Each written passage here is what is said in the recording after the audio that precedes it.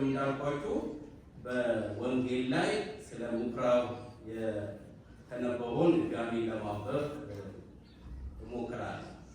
ይህም የሚገኘው በዮሐንስ ወንጌል ቁጥር 2 ከ12 እስከ 25 ድረስ ነው።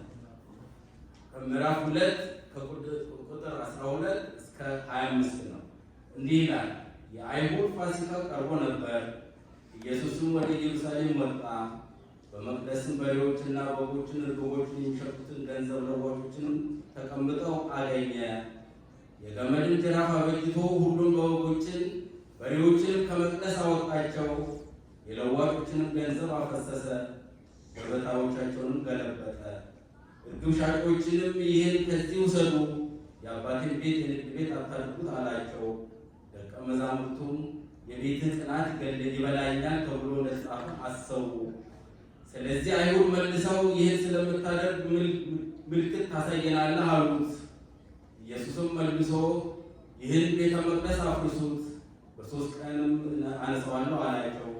ስለዚህ አይሁድ ይህ ቤተ መቅደስ 46 ዓመት ጀምሮ ይሰራ ነበር፣ አንተስ በ3 ቀን ታነሳዋለህን አሉት። እርሱ ግን ስለ ሰውነቱ ቤተ መቅደስ ይል ነበር። ስለዚህ ከሙታን ከተነሳ በኋላ ደቀ መዛሙርቱን ይህን እንደተናገረ አሰቡና መጽሐፍንና ኢየሱስ የተናገረውን ቃል አመኑ።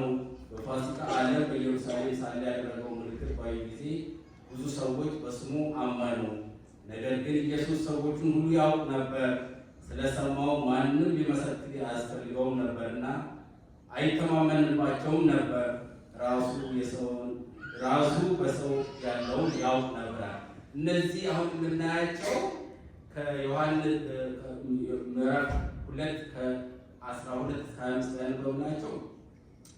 እኛ ጌታችን መድኃኒታችን ኢየሱስ ክርስቶስ ስለ ምኩራብ ውስጥ ገብቶ ስለማስተማሩ ነው። ስለዚህ ወደዚህ ዝርዝር ውስጥ ከመግባታችን በፊት ምኩራብ ማለት ምን ማለት ነው የሚለው ነገር መነሻችን እናደርጋለን።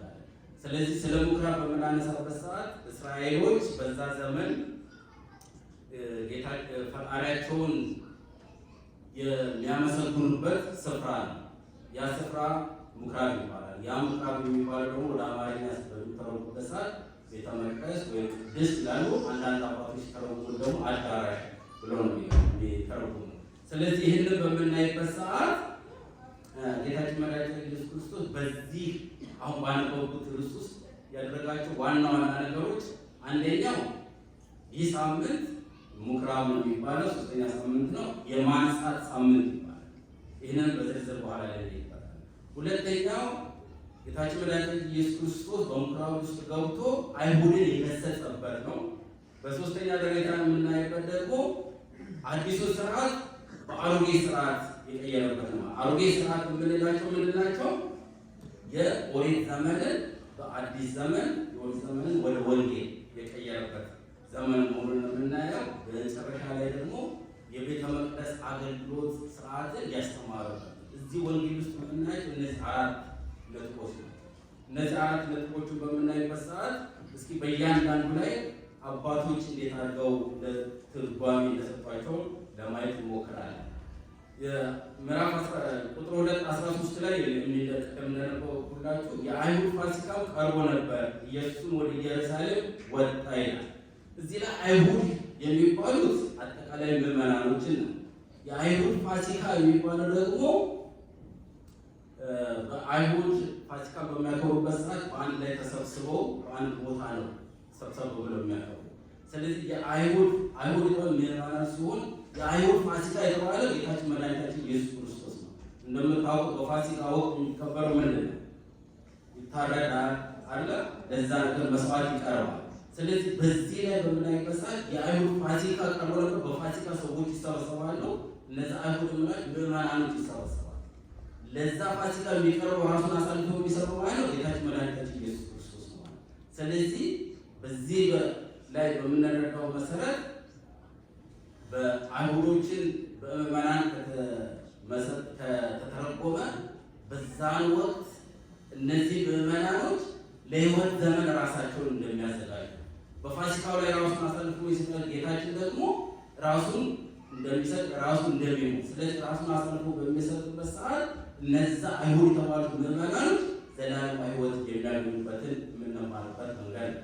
ሁለተኛው ነገር ኢየሩሳሌም ሲባል ኢየሩሳሌም ደግሞ የሰላም ስፍራ፣ ሰላም የሚገኝበት ማለት ነው። የሰላም ስፍራና ሰላም የሚገኝበት ደግሞ ምንድነው? እኛ በአስተምህሮታችን በመስቀል ላይ። ስለዚህ ኢየሩሳሌም የሰላም ስፍራ፣ የሰላም ቦታ ሆነ ሰላም የሚገኘው የት ነው? በመስቀል ማለት ነው። ምክንያቱም ጌታችን መድኃኒታችን ኢየሱስ ክርስቶስ በመስቀል ላይ ተሰቅሎ ነው እኛን ራሱን አሳልፎ ሰላም ሕይወት ይሰጣል። ስለዚህ የኢየሩሳሌም ምሳሌው የመስቀል ነው። ስለዚህ የአይሁድ ፋሲካ ቀርቦ ነበር ሲባል ምዕመናኖች ተሰብስበው እግዚአብሔር ላይ ተፈርዶበት ስቅለት የሚደርስበት ወደ ቤተ ተካተሉበት የምናይበት ነው። ሁለተኛ ደግሞ የኢየሩሳሌም ምሳሌ የመስቀሉ ነው። በመቅደስም በሬዎችና በጎችን እርግቦችንም የሚሸጡትን ገንዘብ ለዋጮችን ተቀምጠው አገኘ ይላል። እንግዲህ በመቅደስ ውስጥ ያልኳቸው ቅድም ምኩራቡ ነው። በሬዎች፣ በጎችና እርግቦች እነዚህ ባህሪያት እንስሳ ያላቸው ናቸው። በዛ ዘመን ምንድን የሚደረጉት የመስዋዕት የሚቀርቡ ናቸው።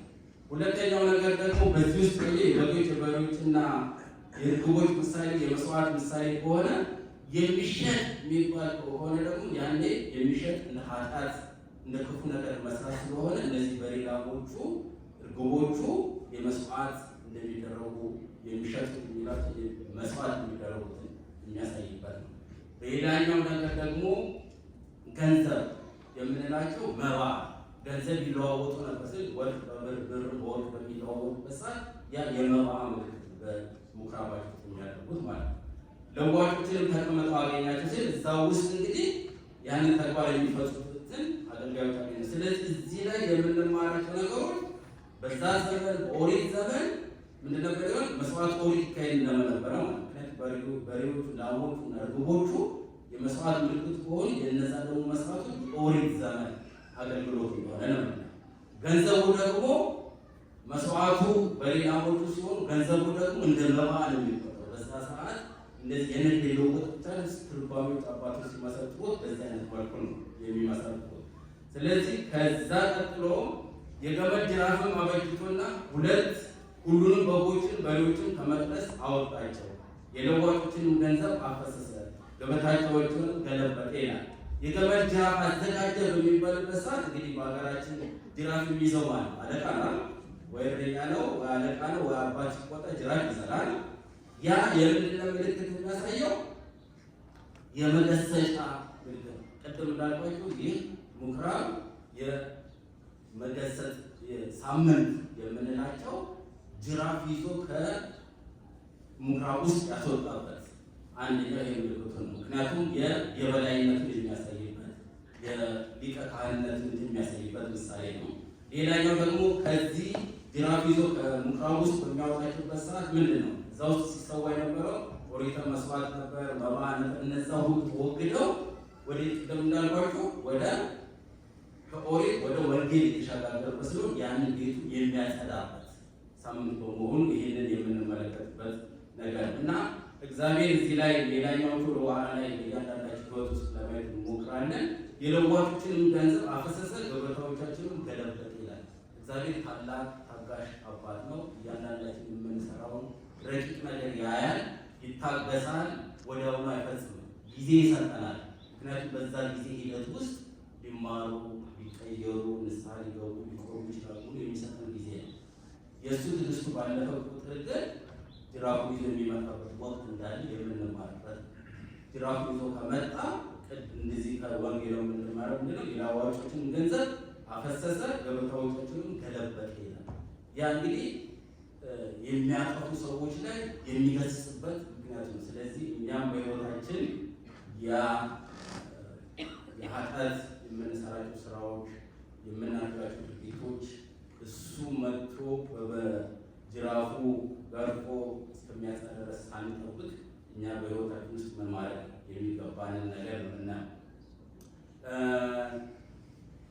በዚህ ውስጥ እንግዲህ ያየናቸው እነዚህ ናቸው። እነዚህ በምናይበት ሰዓት የምናያቸው ሌላኞቹ ነገር የጅራፉን አይተን የስልጣነ ክህነቱን ነው። በጅራፉ በምናይበት ሰዓት የስልጣነ ክህነቱን በምናይበት ሰዓት ጅራፉ የስልጣነ ክህነቱን ካሳየ፣ በዚህ ዘመን ደግሞ በወንጌል በአዲስ ዘመን ደግሞ የምናየው ምንድን ነው? ካህናት ስልጣን እንዳላቸው ካህናትን ስልጣን ማክበር እንደሚገባ ነው። በዛ ዘመን ክህነታቸውን ከሻረላቸው በዚህ ዘመን ደግሞ በአዲስ ኪዳን የክህነት ስልጣን የሰጠበት ስለሆነ የአባቶቻችንን ቃል ማክበር እንዳለብን ይህን ሁሉ መገንዘብ እንደሚገባ ነው ማየት የሚገባል። በመጨረሻም ላይ ቤቴ የጸሎት ቤት ትባላለች አለ። በአዲስ ኪዳንም በአባትጌ የኦሪት መስዋዕት ሊሰዉ አትችሉም ብሎ ገሰጻቸው ነው። አሁን እዚህ ላይ ያየነው ቅድሙ የግሳጼ ምልክቱ ነው። በዚህ አሁን ደግሞ በዛሬው ወንጌል ላይ በዛሬው ቅዳሴ ላይ የምናያቸው ነገሮች ምንድን ነው? ስልጣነ ክህነትን እንዴት ማክበር እንዳለበት፣ ስርዓተ ቤተ መቅደስ ምክንያት ከቤት ውስጥ በጅራፍ በርቱ አወጣቸው አጸዳቸው በምንልበት ሰዓት ምንድን ነው ስርዓቱን ማስከበር እንዳለብን፣ ስርዓተ ቤተክርስቲያንን፣ ስርዓተ ቤተ መቅደስን፣ ስርዓተ መስዋዕት የሚፈተትበትን ቤተክርስቲያንን እንዴት አድርገው ማክበር እንደሚገባን የምናይበት ነው። ከዚህ በተጨማሪ ደግሞ ይሄንን አሁን ያየነውን ወንጌሉን እንዴት አድርገን ነው ወደ ግል ህይወታችን ልናመጣቸው የምንችለው በሚልበት ሰዓት እንግዲህ ስለ ምኩራብ ስናወራ ምኩራብ ማለት ቤተ መቅደስ ወይም መቅደስ አዳራሽ ነው ከተባለ ልክ ይሄ ቤተ መቅደስ የተባለው ምንድን ነው? ቤተ መቅደስን እያንዳንዳቸው ወደ የግል ህይወታችን በምናመጣበት ሰዓት ለሶስት ይከፋል። አንደኛው ቤተ መቅደስ የክርስቲያን ሰውነቶች ማለት እያንዳንዱ የኔ ሰውነት እንደ ቤተ መቅደስ ይቆጠራል። ምክንያቱም የክርስቲያን ሰውነት እንደ ቤተ መቅደስ ይቆጠራል። እያንዳንዳችሁ የእግዚአብሔር ቤተ መቅደስ ናችሁ የሚለው ነገር በማለት በሁለተኛው ደግሞ እኚህ የተሰበሰብነው ሁላችንም እንደ ቤተ መቅደስ ነው የምንታየው ማለት። በሶስተኛ ደግሞ ይሄ ህንፃ ቤተ ክርስቲያኑ ነው ቤተ መቅደስ ይባላል። ስለዚህ ቤተ መቅደስ ካልን በቤተ መቅደስ ውስጥ እግዚአብሔር ሁላችንም ፈጥሮናል። ክርስቲያን የሆነው ክርስቲያን ያልሆነው የእግዚአብሔር ህንፃዎች ነን አይደል? ክርስቲያን ያልሆኑ ወንድሞቻችን እግዚአብሔር ስለፈጠራቸው የአዳም ዘሮች ስለሆኑ ህንፃ የእግዚአብሔር ህንፃ ነው የሚባለው። ግን የእግዚአብሔር ህንፃ ባዶ ሲሆንና እግዚአብሔር ሲያድርበት ደግሞ ልዩነት አለ። እኛ ክርስቲያን የተባልንበት ምንድን ነው? በ40/80 የእግዚአብሔር ልጅነትን ያገኘንበት ነው። በመንፈስ ቅዱስ የተቀበልነው ማለት ነው። ሌሎቹ ደግሞ የእግዚአብሔር ህንፃዎች ደግሞ ባዶ ናቸው፣ ምክንያቱም ክርስትና ስለሌለባቸው ማለት ነው። ስለዚህ እኛ ክርስቲያኖች ቤተ መቅደስ የሚያሰኘን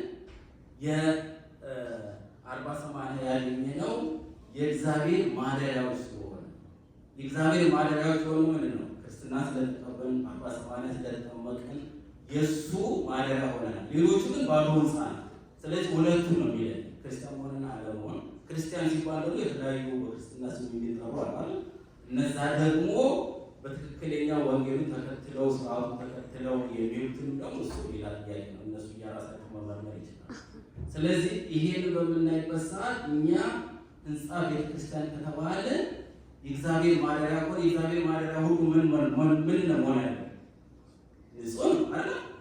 እንግዲህ እያንዳንዳችን የራሳችን እናስብ። እኔ በራሴ እግዚአብሔር ማደሪያ የእግዚአብሔር ህንፃ ነኝ ከተባልኩኝ ይሄ ስብስባችን ሁሉ እግዚአብሔር ማደሪያ ከተባለ ይህ ህንፃ ቤተክርስቲያን ደግሞ በኋላ ላይ እያንዳንዱ ይላለው እግዚአብሔር ማደሪያ እያንዳንዱ ነገር ፍጹም ንጹህ መሆን አለ። ይህን ንጽህናችን በምናይበት ሰዓት የእያንዳንዳችን ህይወት ስንተረጎማቸው ትንሽ በዚህ ዘመን ከባድና ፈታኝ ነገሮች አሉ። ንጹህ ከተባለ አንድ ነጠላ ታጥቦ ንጥት ማለት ይቻላል። ትንሽ ቆሻሻ